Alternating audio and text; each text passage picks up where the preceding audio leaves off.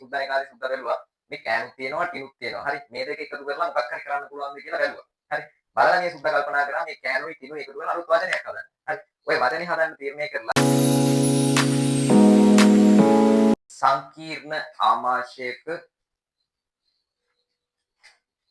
සංකීර්ණ ආමාශයක ප්‍රධාන කොටස් හතරක් පවතී. සංකීර්ණ ආමාශයක ප්‍රධාන කොටස් හතරක් පවතී. සංකීර්ණ ආමාශයක ප්‍රධාන කොටස් හතරක් පවතී කියලා ලියලා තකස් ගාලා 1 2 3 4 කියලා ප්‍රධාන වශයෙන් මෙන්න මේ හතර අපි ලියාගමු. එක රූමණය. හරි. එක රූමණය. දෙක 1 2 කියලා පහළට දාලා ලියන්න. 1 2 3 දෙක විතංශිකාව. පළවෙනි එක රූමණය, දෙවෙනි එක විතංශිකාව, තුන්වෙනි එක බහුනැමිය. බහුනැමිය. හතරවෙනි කොටස ජට රාශිය. ජට රාශිය. රෝමණය, විතංශිකාව, බහුනැමිය, ජට රාශිය. දැන් මේකේ මේ එක එක කොටස් පිළිබඳව දැන් මම මේ කතා කළා. හරිද? දැන් රෝමණය කියලා කියන්නේ මොකක්ද? ජට රාශිය කියලා කියන්නේ මොකක්ද? බහුනැමිය කියලා කියන්නේ මොකක්ද? අන්න ස්රෝතය කියලා කියන්නේ මොකක්ද? ඕකේ කාර්යයත් එක්ක මම දැන් සම්පූර්ණයෙන් මේකේ විස්තරය කිව්වා. හරි. තවත් අපහැදිලි නම් හරි. තවත් අපහැදිලි නම් මැසේජ් එකක් දාන්න ආපහු එක්ස්ප්ලেইন කරන්න කියලා. හරිද? දැන් මේ කොටස් හතර පිළිබඳව එකින් එක අපි විස්තර ලියාගෙන යමු. මේ ටික අත්‍යවශ්‍ය පාඩම් කරන්න ඕනේ අනිවාර්යෙන්. ඒ නිසා ලියා ගන්න. පළවෙනියට මාතෘකාව ලියා ගන්න රූමණය. හරි. පළවෙනි එක රූමණය. රූමණය. රූමණය කියලා කියන්නේ ආමාශය පවතින විශාලම කොටස කියලා ඔයාලා දන්නවා. හරි.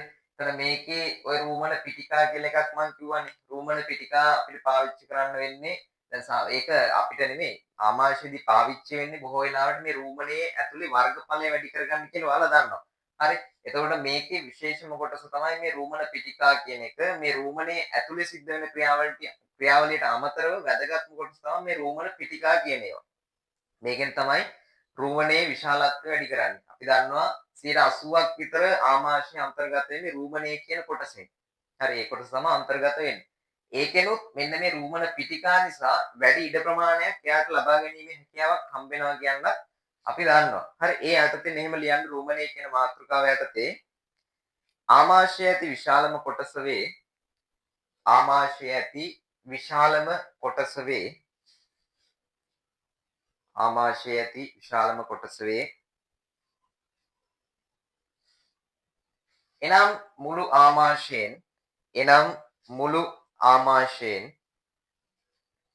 එනම් මුළු ආමාශයෙන් 80ක් පමණ වේ. එනම් මුළු ආමාශයෙන් 80ක් පමණ වේ.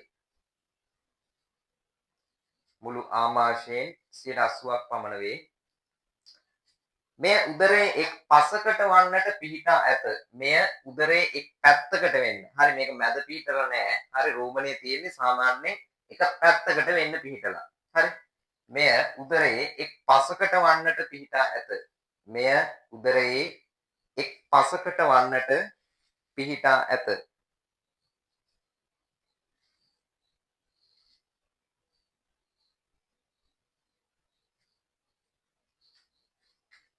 අභ්‍යන්තර බිත්තියේ කියලා කියන්නේ රෝමණ අභ්‍යන්තර බිත්තිය. හරි.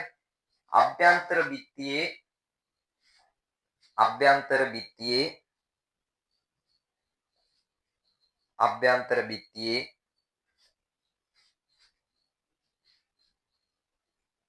තුවායක මුල්මෙන් අභ්‍යන්තර බිත්තියේ තුවායක බූල්මෙන් අභ්‍යන්තර බිත්තියේ තුවායක බූල්මෙන්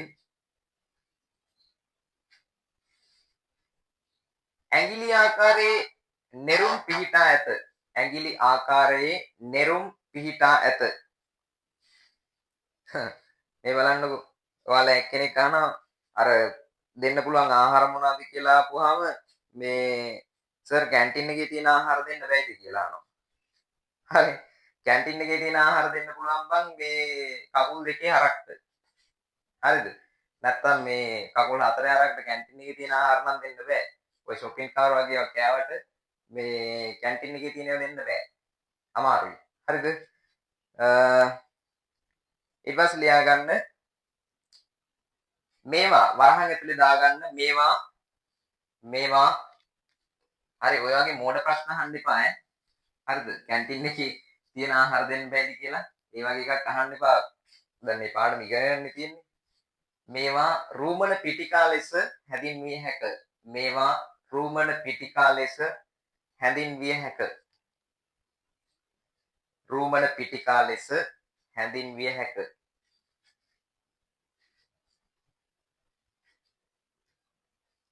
හරි. ඔයාලා මේ ඔය කෑන් නම් සුද්ධ බැලුවා. දැන් සාමාන්‍ය ඔය කෑන් සහ ටින් කියන දේවල් තියෙනවනේ අපි පාවිච්චි කරන. දැන් මේ සුද්ධ එකාලේ සුද්ධ බැලුවා. මේ කෑනුත් තියෙනවා ටිනුත් තියෙනවා. හරි. මේ දෙක එකතු කරලා මොකක් හරි කරන්න පුළුවන්ද කියලා බැලුවා. හරි. බලලා මේ සුද්ධ කල්පනා කරා මේ කෑනුයි ටිනුයි එකතු කරලා අලුත් වචනයක් හදන්න. හරි. ඔය වචනේ හදන්න තීරණය කරලා මේ වන්සය දෙක බට් කරලා ටින් සහ කෑන් කියන දෙක එකතු කරලා ගැහුවා කන පිට. හරි. එතකොට ටිනුයි කෑනුයි එකතු වෙලා කැන්ටින් කියන වචනේ හැදිලා ඔය කැන්ටින් එක ඇතුළට ටින් සහ කෑන් සහිත බීම වර්ගයක ඔක්කොම ආවා. හරි. එකම තැනකින් ඔක්කොම ටික විකුණ ගන්න පුළුවන්. හරිද? ඕක තමයි ඔය කැන්ටින් කියන වචනේ තේරුම. හරි. කැන්ටින් හැදිච්ච විදිය. හරි. මේ පොඩි විහිළුවක් කරේ ඈ. සීරියස් ගන්න එපා. හරි. ඊට පස්සේ මේ නෝට් එක ලියාගන්න මෙහෙම. අපි නැවැත්තුවේ රෝමන පිටිකා ලෙස හැඳින්වේ. එමගින් රෝමන අභ්‍යන්තරයේ එමගින් රෝමන අභ්‍යන්තරයේ එමගින් රෝමන අභ්‍යන්තරයේ එමගින් රෝමන අභ්‍යන්තරයේ පෘෂ්ඨික වර්ගඵලය එමගින් රෝමන අභ්‍යන්තරයේ පෘෂ්ඨික වර්ගඵලය ඒ කියන්නේ මේක ඇතුලේ තියෙන වර්ගඵලය. හරි. එමගින් රෝමනයේ පෘෂ්ඨික වර්ගඵලය වැඩි කරගත හැක. එමගින් රෝමනයේ පෘෂ්ඨික වර්ගඵලය වැඩි කරගත